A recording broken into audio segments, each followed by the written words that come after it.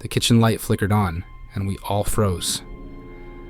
The power had been out for over an hour. This happened on New Year's Eve, 2019, in a small coastal town in Maine. Me, Alex, and Mason, college friends, now in our late 20s, decided to spend the night away from the noise. We rented a beach house. Secluded. Out of season. No tourists. Just the sound of the ocean and a quiet snowfall. It was supposed to be calm. No phones, no parties, just us, and a little weed.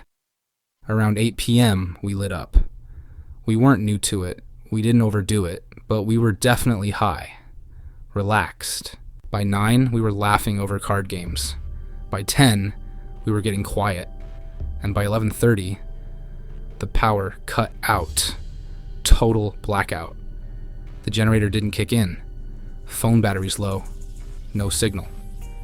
At first, it was fine. We lit candles. The fireplace was still going. The whole house was dim but warm. Then came the first weird thing. The kitchen window was open. Wide open. I swore I had closed it earlier. I know I had. Next, a sound upstairs. A sharp ringing. Like an old wind-up alarm clock. We didn't bring one. And there wasn't one in the house. Alex went to check. Came back pale. "There's a desk in the corner," he said. "Covered in dust. Looks like it hasn't been touched in years." We laughed. Kind of. We were still high, maybe imagining stuff. Then I saw the tracks. Out on the deck. 3 long, smooth lines. Not footprints. More like something had been dragged. Parallel. Side by side. Leading out into the snow. Mason made a joke. Maybe we're having a shared hallucination. But no one laughed that time. Because then, the kitchen light turned on. Just a flash. Bright. Clean. And then off. No one had touched the switch. And the power was still out. We sat in silence. The kind of silence where your ears ring a little. At 11:57, we raised our glasses. No countdown, no shouting. Just the fire. And the sound of waves hitting the shore. The next morning, everything was normal. The window was closed. The snow outside was clean. No tracks. And when we went upstairs, there was no desk. Nothing. Just bare wooden floors. Mason called the owner. He said, "Hey, was there a desk in the upstairs bedroom?" The owner paused, then said, "There's never been a desk up there." We tried to laugh it off, told ourselves it was the weed, that we imagined the noise, the lights, the tracks. But here's what I can't stop thinking. If it was a hallucination, why do we all see the same exact thing? In 2019, I spent Halloween night at my sister's home in northeastern Ohio. She was working a night shift, so I stayed to watch her son, Merritt. He was 6 years old. They lived in a quiet suburban neighborhood. Merritt wore a witch costume, a black robe, a pointy hat, and a wooden stick.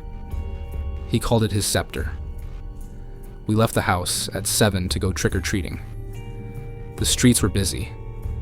Children in costumes. Houses lit with orange lights and decorations. Everything seemed normal. Then we reached the house on the corner. No lights, no decorations. Curtains closed. No movement. Merritt walked up to the door and knocked. He said, "Trick or treat." The door opened slowly. A man stepped out. He wasn't wearing a costume, just a gray coat, dark pants, and muddy shoes. No expression. He didn't speak. He dropped something into Merritt's bag and closed the door. Inside the bag was a red apple. No sticker. No wrapper. We kept walking. A few houses later, Merritt said the man hadn't looked at him. I didn't reply. The next morning, my sister spoke with a neighbor. She said the house had been empty since last winter. The man who lived there had died. No one had moved in since. I left the apple on the kitchen shelf. It didn't rot. It stayed the same for over a week. On November 10th, I woke up at 3:17 a.m. Merritt's window was open. There were wet footprints on the floor. They were adult-sized. I checked the house. Nothing was open. Nothing was broken. The apple was gone. On the shelf was a faint, damp ring. The next morning, I returned to that house. On the porch step was a piece of candy wrapped in black paper, tied with a thin gold ribbon. No brand, no label. I didn't touch it. 1 year later, a kid from the neighborhood went up to that house. He came back holding a puppet. Wooden, faceless, no strings. No, his parents called the police. They forced the door open. The house was empty. No power, no furniture. In the center of the kitchen floor were 4 apples. They looked fresh. Inside, they were rotten. Worms were present. The house was demolished a few months later. Since then, every Halloween, something still appears on that lot. A ribbon, a wrapper, sometimes an apple. No one is ever seen placing them. I moved to a different state. Every October, I start waking up at night for no reason. Last Halloween, I checked the kitchen shelf. There was a faint ring in the same spot. I check it every year now. Even when I know it's clean, I still remember the man in the gray coat. He didn't speak. He didn't look. He was there. And then he wasn't. If you hear this, check your porch in the morning, just in case.